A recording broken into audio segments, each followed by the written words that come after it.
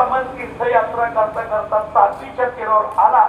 तापीचं स्नान केलं आणि योगीराज चांगदेव दुसऱ्याचं नाव घेतलेलं चालत.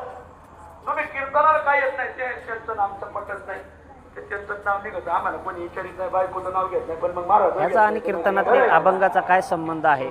कोणाचं दुखणं कुठं असेल काही सांगता येत नाही. कशाला विचारिता का कुठून आले बैठणवर नवीन काय पाहिजे वेद श्रुती बोलवण्यात स्वर्गातले पितर जेव काय करते? हा बैठक खरे खरे हे आंध्रे पंचांग गणित तुळक पाहिजे. अरे हा कोणीतरी 4-12 अवतीर्ण झाले आणि ताकद आहे. तरी मी चौकशी करा. दोन मंडळी आजपासून माझी पूजा बंद. का पूजेचे अधिकारी जन्माला आलेत, आता माझी पूजा करायची. हा पिठाच्या दुधाला दूध कुठपण पूजा बंद झाल्यावर मग आमचं दुकान कसं चाललं? आम्हाला लाडू गुलाबजाम हे कसे भेटत? ह्या पदार्थाचा आणि अभंगाचा काय संबंध? महिमा पाहून आपण स्थानभ्रष्ट होऊ नये. आपण त्यांचा महिमा कोण आहे काय जरा चौकशीला तिला आळंदीला माणसं पाठवा. देवास बाळ चांगदेवाचं दरड आणि तुमच्या जटा पाताळात चालल्या.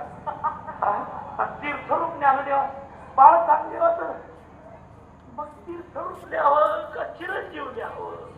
तीर्थरूप लिहावं का चिरंजीव लिहावं?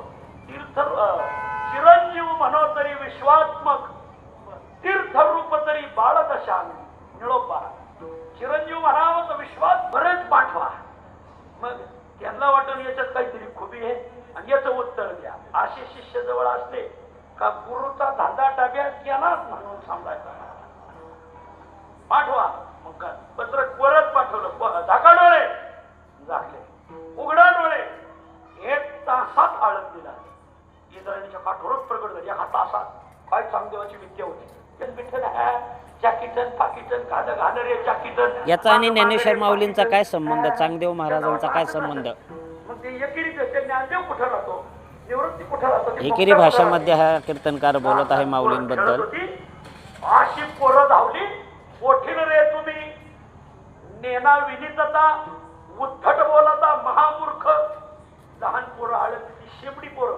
अरे याचा आणि कीर्तनातील अभंगाचा काय संबंध हे जरा सांगावं या महाराजाला कोणीतरी. हा नारदाच्या गादीचा अवमान नाही का? असं कधी घडलेलं होतं का?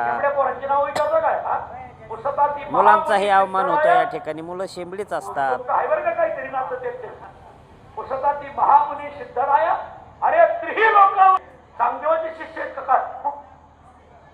तुम्हाला कसं कळतं?